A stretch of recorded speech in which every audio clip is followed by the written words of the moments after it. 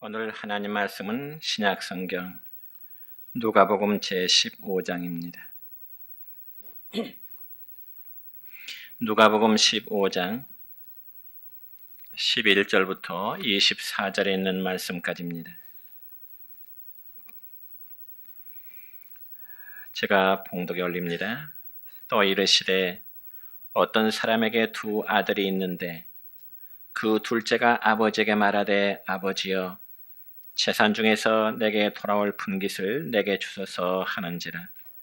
아버지가 그 살림을 각각 나누어 주었더니 그 후 며칠이 안 되어 둘째 아들이 재물을 다 모아가지고 먼 나라에 가 거기서 허랑방탕하여 그 재산을 낭비하더니 다 없앤 후 그 나라에 크게 흉년이 들어 그가 비로소 궁핍한지라.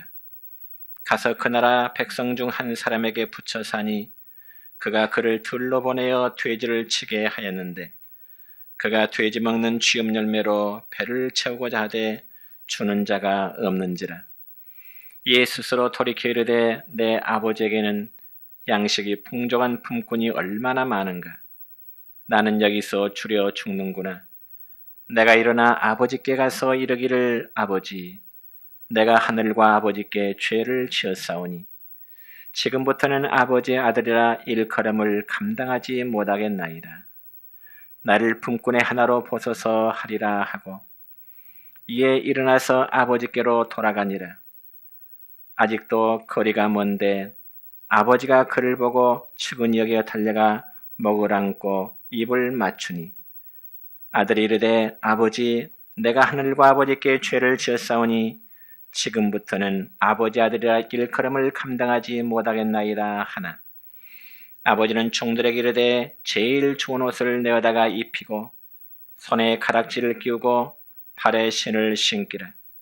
그리고 살찐 송아지를 끌어다가 잡으라 우리가 먹고 즐기자. 이 내 아들은 죽었다가 다시 살아났으며 내가 잃었다가 다시 얻었노라 하니 그들이 즐거워하더라. 아멘. 사랑과 축복의 메시지 나눕니다. 사랑하고 축복합니다. 사랑하고 축복합니다.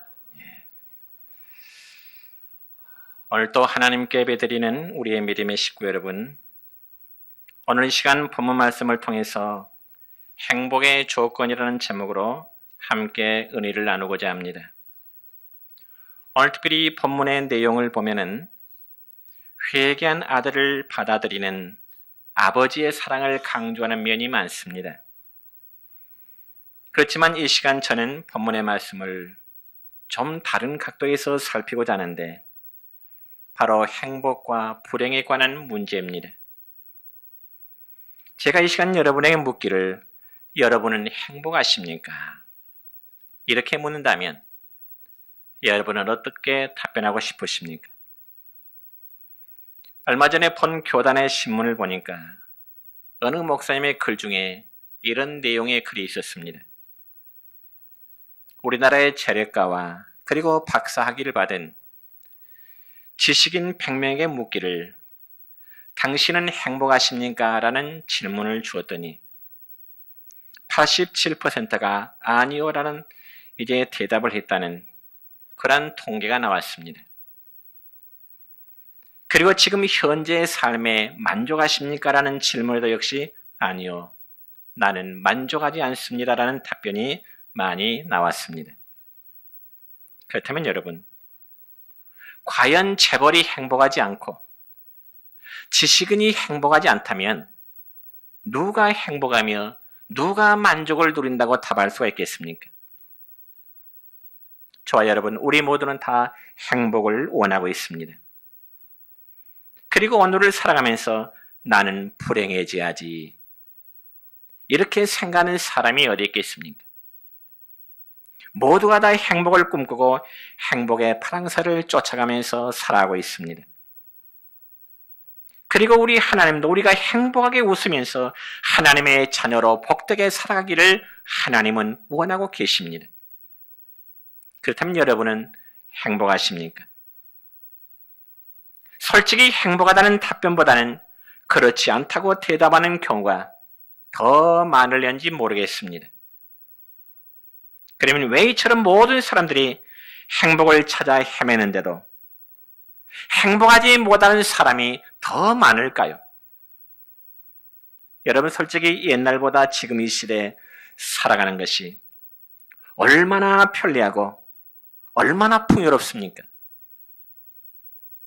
특별히 소수를 제외하고는 일단 하루 3끼 양식은 풍족합니다. 뿐만 아니라 오늘날 우리는 좋은 문화 생활을 누리면서 살아가고 있습니다. 그럼에도 불구하고 이 행복의 지수는 옛날보다 떨어지고 있다는 사실입니다. 그래서 이 시간 우리가 읽었던 본문의 말씀을 보면 왜 우리 인간에게는 불행이 찾아왔을까? 그리고 우리가 어떻게 하면 과연 행복한 삶을 살아갈 수 있을까? 성경의 기록은 오늘 우리에게 이러한 사실을 교훈하고 있습니다. 그러면 과연 우리가 행복해야 할 수 있는 조건이 무엇일까요? 첫째는 인간은 하나님 안에서만 행복할 수 있다고 하는 진리입니다. 여러분, 오늘 읽은 본문의 말씀을 보면 두 아들을 키우면서 상당한 재산이 있는 행복한 가정이 있었습니다.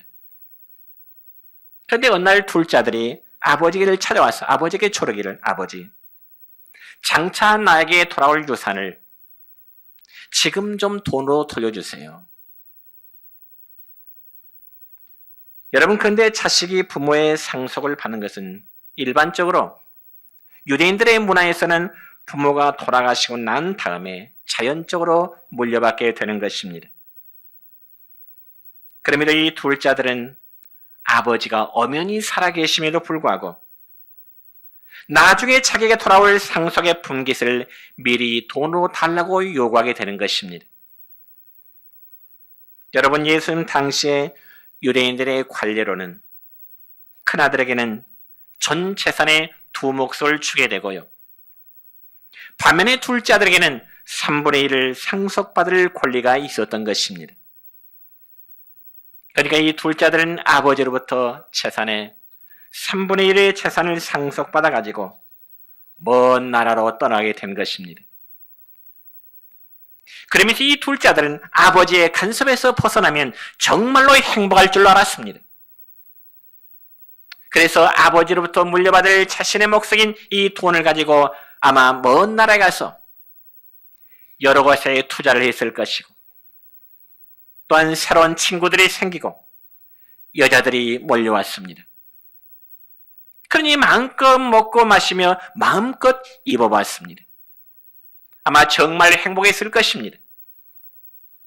그러면서 둘째 아들은 자신이 이 세상에서 자신이 가장 행복한 사람이라고 하는 그런 생각까지 했을 것입니다. 그러나 여러분, 둘째 아들의 그 생활은 오래 가지를 못했습니다. 왜냐하면 돈이 떨어지니까 가까운 친구들도 점점 멀어지게 되고요. 후하던 인심도 이제는 떨어져 나갔기 때문입니다. 그런데 마침 그 나라에는 흉년까지 들게 되었습니다. 그자 둘째 아들은 돈이 없어서 이제 먹을 것이 다 떨어지니까 할 수 없이 돼지를 치는 사람을 찾아서 자신의 일자리를 청하게 된 것입니다. 그리고 돼지밥이나 주고, 그리고 돼지우리를 치우면서 심지어는 돼지가 먹는 그 쥐음 열매를 음식으로 같이 먹어야만 되는 그런 신세로 날아가게 된 것입니다. 성도 여러분, 이러한 모습을 볼 때 부잣집 둘째 아들은 이제 돼지보다 못한 신세가 되고야 만 것입니다.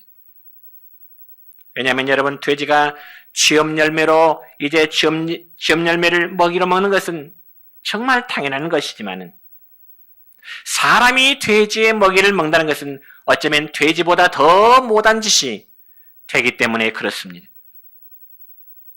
그렇다면 여러분, 행복하고 부유했던 이 둘째 아들이 왜 이렇게 애처롭게 되었을까요? 그 이유는 오직 한 가지입니다. 그것은 바로 아버지의 품을 떠났기 때문에 그렇습니다. 아버지의 품을 떠나면 세상의 모든 자유와 행복과 기쁨이 정말 자신의 것이 될 줄 알았는데, 막상 떠나고 보니 불행이 시작되는 것이고 어쩌면 자신에게는 파멸의 결과를 불러오게 되는 것입니다. 그러면 성경에서 말씀하는 바 이 아버지의 비유는 누굴까요? 곧 우리가 믿는 하나님 아버지십니다. 그러니까 하나님 아버지를 떠난 인생은 마치 우주의 과와도 같다는 말씀입니다. 여러분, 3살 먹은 아이의 참된 만족과 기쁨과 행복이 어디 있을까요? 어린아이에게 정말 행복이 어디 있을 때 행복할까요? 그것은 바로 엄마의 품에 있을 때입니다. 그래서 사탕이나 혹은 장난감이나 좋은 옷은 아이에게 일순간의 기쁨을 줄 수가 있겠지만은 엄마의 품에 안기는 것이 아이에게는 최고의 기쁨과 행복이 된다는 말씀입니다. 그러니 엄마를 떠나서는 결코 행복할 수 없는 것이 어린 자녀의 생태입니다. 여러분, 한때 미국의 영화 배우였던 마릴린 먼로라는 여성은 말하기를 나에게는 아름다움이 있고 그리고 배우로서의 인기와 명예가 있고 많은 돈도 가지고 있기 때문에 세상 사람들이 나를 부러워할 것이라고 말했습니다. 그렇겠지요? 미모가 있고요. 뿐만 아니라 인기가 있고요. 명예가 있고요. 많은 돈을 가지고 있으니 모든 사람들이 마릴린 먼로라는 그 배우를 부러워할 수밖에 없습니다. 그런데 그가 말하기를요. 내가 이처럼 세상의 모든 것을 다 가지고 있는데 왜 마음속에는 행복스러움보다는 불행스러운 마음이 생기는 것일까? 여러분 보세요. 이 미국의 마릴린 먼로라는 가지고 있는 모든 조건들이 다 행복의 조건 아닙니까? 아름다운 미모가 있고요. 인기가 있고 명예가 있고 많은 돈이 있으니 얼마나 행복하겠습니까? 그런데 그가 고민하는 것은 오히려 불행스러운 생각이 든다는 거죠. 그래서 마릴린 먼로는 고민하다가 그의 나이 36살, 36세에 스스로 목숨을 끊고 말았던 것입니다. 그렇다면 여러분, 세상의 모든 것을 다 가지고 있는 이 여자가 왜 스스로 불행하다는 그 고민을 하다가 결국 젊은 나이에 스스로 자살을 해야만 했을까요? 그 이유는 딱 한 가지, 하나님 없는 삶을 살았기 때문에 그렇습니다. 여러분, 물고기는요, 물 안에 살 때 행복합니다. 나무는요, 이제 뿌리를 땅에 이제 뻗었을 때만 잘 자랄 수 있습니다. 달린 기차는요, 레일을 위해서 정상적으로 굴러갈 때 잘 기차는 달려갑니다. 그렇다면 인간은 과연 어디 안에 있을 때 자유로울까요? 그 답은 너무 자명합니다. 곧 하나님 안에 있을 때 인간의 삶은 자유로울 수 있고 행복할 수가 있는 것입니다. 만약에 물고기가 물 밖이 좋아 보여서 뛰쳐나온다면, 물고기가 물 밖을 뛰쳐나온다면 그건 어떻게 될까요? 금방 죽고야만 합니다. 만약 나무가 하늘이 보기 좋아서 뿌리를 하늘 위로 뻗는다면 그 나무는 어떨까요? 당연히 죽게 됩니다. 그와 마찬가지로 우리 인간은 하나님 품 안에서만 참된 이제 행복을 누리도록 그렇게 하나님이 창조해 놓으셨습니다. 그럼 비유를 한번 들어볼까요? 우리 몸속에 있는 위장에는 정상적인 음식이 들어가야만 위장이 편안합니다. 우리의 폐에는 신선한 공기가 들어가야 건강이 유지됩니다. 우리의 심장에는 피가 들어가야 편안하게 되는 것이죠. 이와 같이 우리의 마음도, 모든 인간의 마음속에 하나님으로 채워져야만 참된 행복을 느끼면서 살아갈 수 있게 되는 것입니다. 여러분, 사실 우리의 마음에는 세상이 아니라 온 우주를 다 넣어도 만족을 느끼지 못합니다.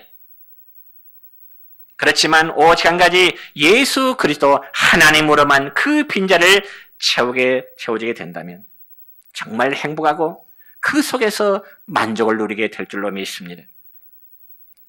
여러분, 우리가 성경 전체를 보더라도 이 세상에서 솔로몬 왕처럼 부귀영화를 누린 사람은 그 어디에도 없습니다. 여러분, 그래서 구약성경 열왕기상 제4장에 보면은요, 솔로몬 왕의 영화로운 삶에 대해서 기록되어 있습니다. 그렇지만 그 영화로운 솔로몬 왕이 인생 노년에 그가 깨달은 바는 무엇일까요? 전도서 1장 2절의 말씀입니다. 시작.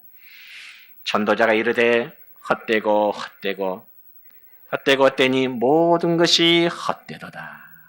누구의 고백이에요? 전도자 솔로몬 왕의 고백입니다. 그러니까 이 솔로몬 왕은 한때 권세나 부귀나 영화로면 다 누렸는데 실상 지나고 보니까 바람을 잡는 것처럼 헛못한 것을 노래했습니다. 여러분, 지나가는 바람을 손으로 움켜 쥐었을 때 손에 잡히는 게 있을까요? 그냥 스쳐갈 뿐 허무한 뿐입니다. 잡히는 게 없다는 거지요. 그래서 솔로몬 왕은 전도서 12장 13절 말씀에서 우리 모든 인생들에게 이런 권면의 말을 남기고 있습니다. 시작. 하나님을 경외하고 그의 명령들을 지킬지어다. 이것이 모든 사람의 본분이니라. 아멘. 모든 사람의 본분이 뭐라고요? 하나님을 경외하는 것이고 그의 명령들을 지키는 것이 모든 사람의 본분이라는 말씀입니다. 여러분, 하나님을 경외하고 그 명령을 지켜낼 때 사람이 살아가는 진정한 삶이 되는 것이고요. 그 안에서 행복과 만족이 있다고 이 솔로몬은 고백하고 있습니다. 그래서 하나님의 사람 다윗 역시 여호와 하나님 안에서의 행복을 이렇게 노래하고 있습니다. 시편 23편 1절과 2절입니다. 시작. 여호와는 나의 목자시니 내게 부족함이 없으리로다. 그가 나를 푸른 풀밭에 누이시며 쉴 만한 물가로 인도하시는도다. 아멘. 여호와 하나님을 여러분의 삶의 인생의 목자로 삼으시기를 축원합니다. 그래야 할 때 부족함이 없는 그 인생을 살아갈 수 있다고 성경에서는 약속하고 있습니다. 뿐만 아니라 여러분, 우리가 신약 성경에 보면은 이 바울 사도 역시 그는 어떠한 형편든지 나는 자족할 수 있다고 고백을 합니다. 자신의 환경이 어떤 환경이 있을지라도 나는 자족한다. 자족한다의 말은 스스로 족한 줄 안다는 거죠. 그래서 바울은 빌립보 교회 성도들에게 편지할 때 항상 기뻐하세요. 내가 다시 말하노니 빌립보 교회 성도 여러분이요, 기뻐하세요. 그 말은 바울이 감옥에 있을 때 밖에 있는 빌립보 교회 성도들에게 보낸 편지입니다. 자신의 환경은 감옥 생활을 하면서도 빌립보 교회 성도들에게 여러분 항상 기뻐하세요. 내가 다시 말하노니 반복하거니와 여러분 기뻐하세요. 그렇다고 해서 여러분 바울 사도의 삶이 세상의 부귀영화를 다 누리면서 살았다는 말이 아닙니다. 그리고 세상의 복을 모두 가졌기 때문에 바울 사도가 행복했다는 말이 아닙니다. 바울은 세상의 것을 다 가지지 못했다고 해도 단 한 분, 바로 하나님 때문에 오는 만족감 때문에 가장 행복한 인생의 삶을 살았노라고 고백합니다. 그래서 우리가 부르는 복음 찬양 중에 이런 찬양이 있습니다.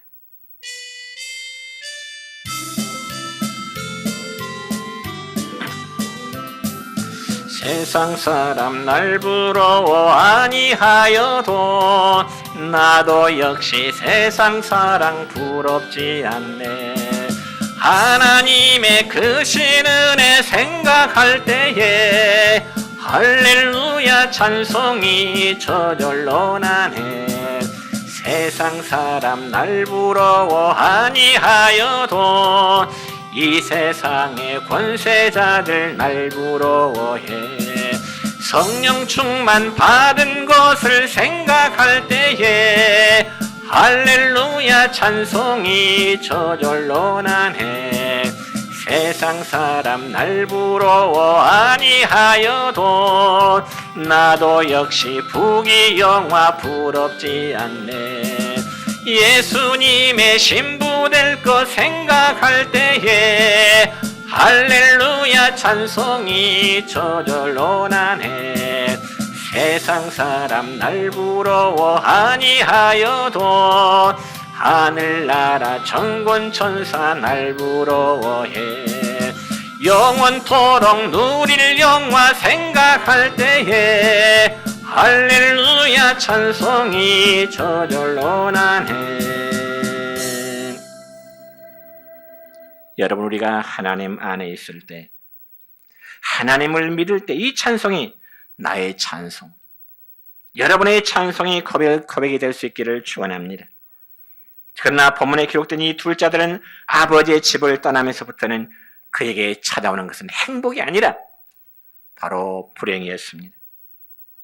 즉, 이 말은 인간이 하나님을 떠남으로부터 불행이 시작된다는 말씀입니다. 그렇지만 둘째 아들이 다시 아버지의 집을 찾아오게 되면서부터 그에게는 놀라운 행복이 보장된 것입니다. 그렇게 될 때 세상의 모든 것이 다 떠나간다 할지라도 예수님 한 분 때문에 만족하며 행복해할 수 있을 줄로 믿습니다. 두 번째로, 하나님을 바로 알고 믿어야 행복할 수 있습니다. 하나님을 바로 알고 믿자는 거지.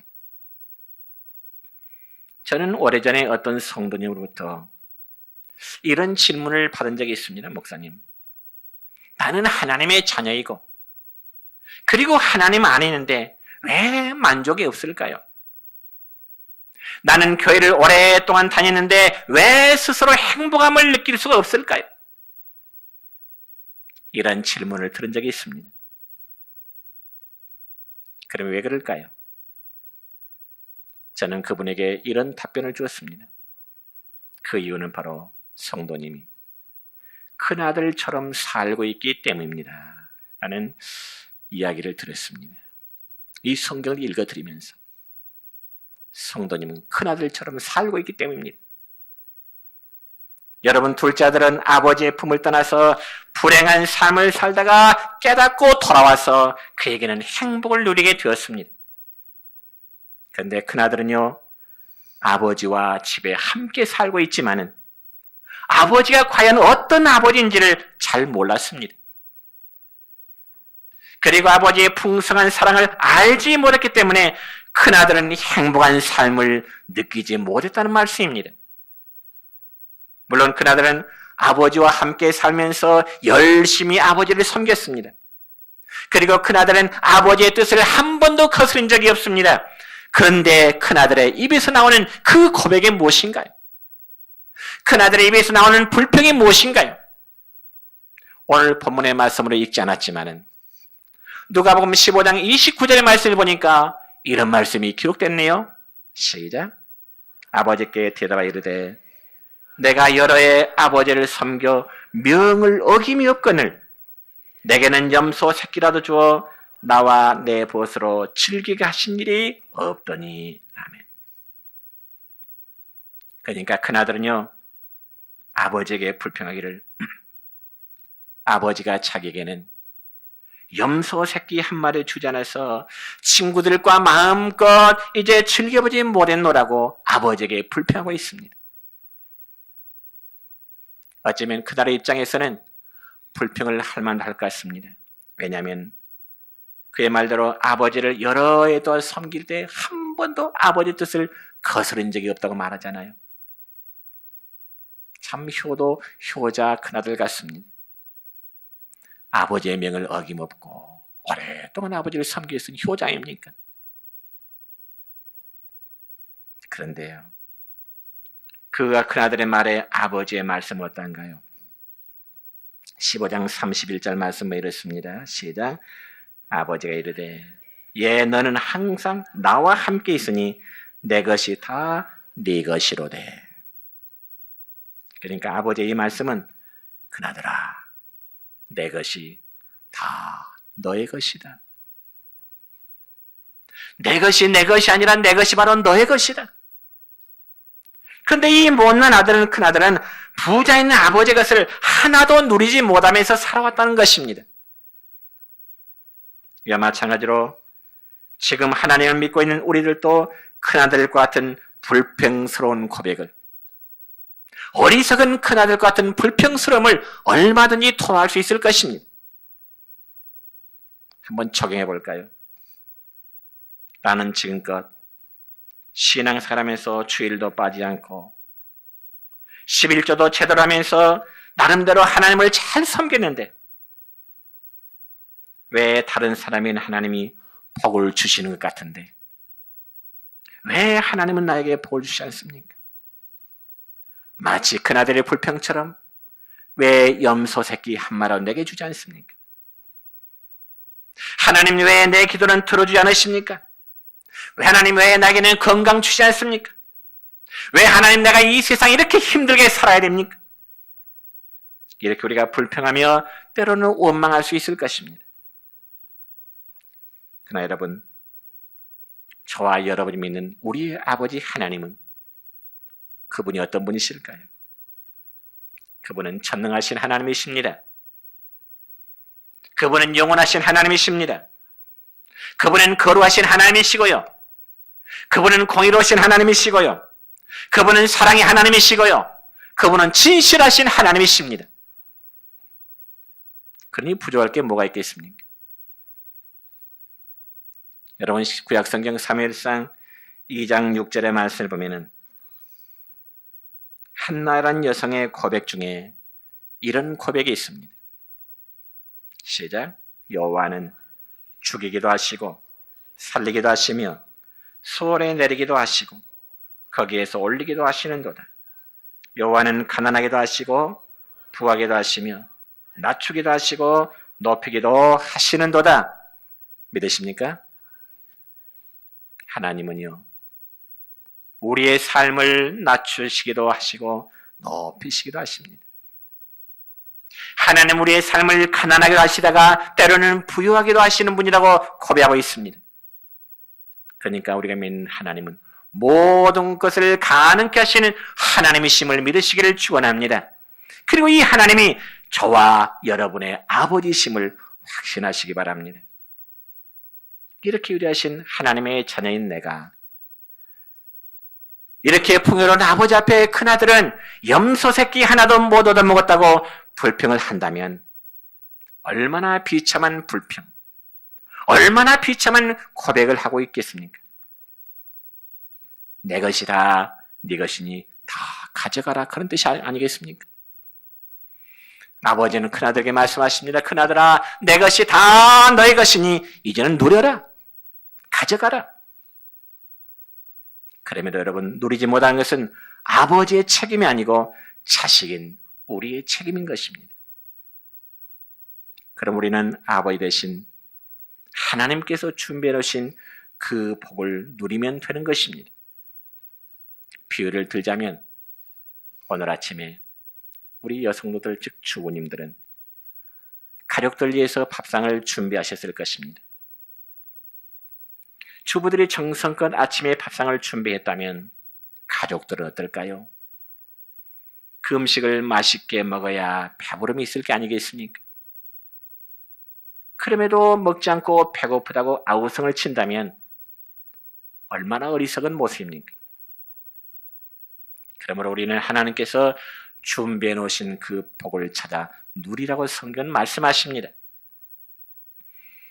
마지막 세 번째로 하나님의 풍요로움을 누릴 때 행복함이 있습니다. 다시금 본문의 말씀 보면은 둘째 아들에게는 여러분 깨달음이 있었습니다. 본문 17절 말씀입니다.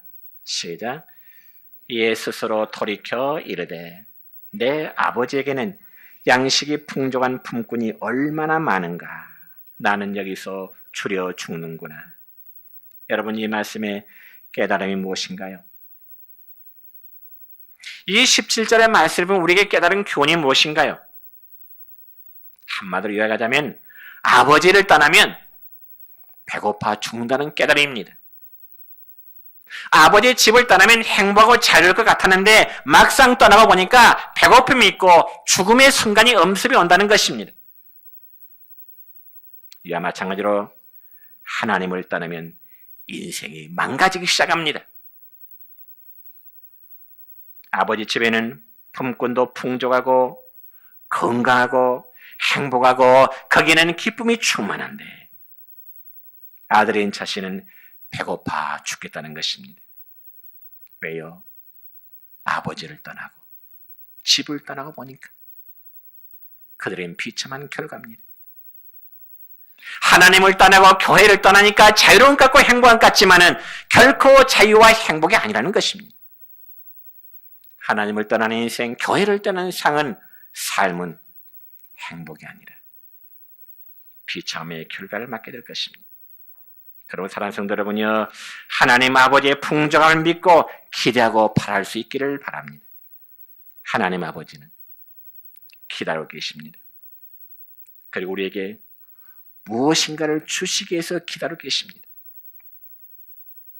그리고 또 본문의 말씀을 보니 집 나간 둘째 아들을 기다리는 아버지는 다시 돌아올 아들을 기대하면서 좋은 옷을 준비해놓고 기다렸습니다. 그리고 가락지를 준비하고 새 신발을 다 준비해 놓았습니다. 그뿐만 아니죠. 살찐 송아지까지 준비해서 잔치까지 준비하고 있었던 것임을 알 수 있게 됩니다. 여러분, 이러한 아버지의 모습을 볼 때 우리 하나님도 저와 여러분이 비록 추한 죄인이라 할지라도 그 앞에 나가기만 하면 하나님은 우리를 안으시고 기뻐하신다는 말씀입니다. 그러므로 저와 여러분을 보시고 기뻐하신 하나님 앞에 진정한 행복이 있습니다. 그러면 집 나간 아들이 돌아왔을 때, 집을 나가서 거짓골로 돌아올 때 그를 맞이하는 아버지는 그 아들을 어떻게 대해줬을까요? 성경에 보니까 아버지는 종들을 시켜서 좋은 옷을 갈아입히도록 말씀하시고요, 더러운 손을 씻겨서 손에 가락지를 끼우도록 말씀하시고요, 부르튼 발바닥에 새로운 신을 신기라고 말씀하시고요, 이제는 송아지를 잡아서 이웃 사람들 불러서 우리를 잔치하자. 그러면서 잃었던 아들의 신분을 아버지는 다시금 회복시켜 주신 것입니다.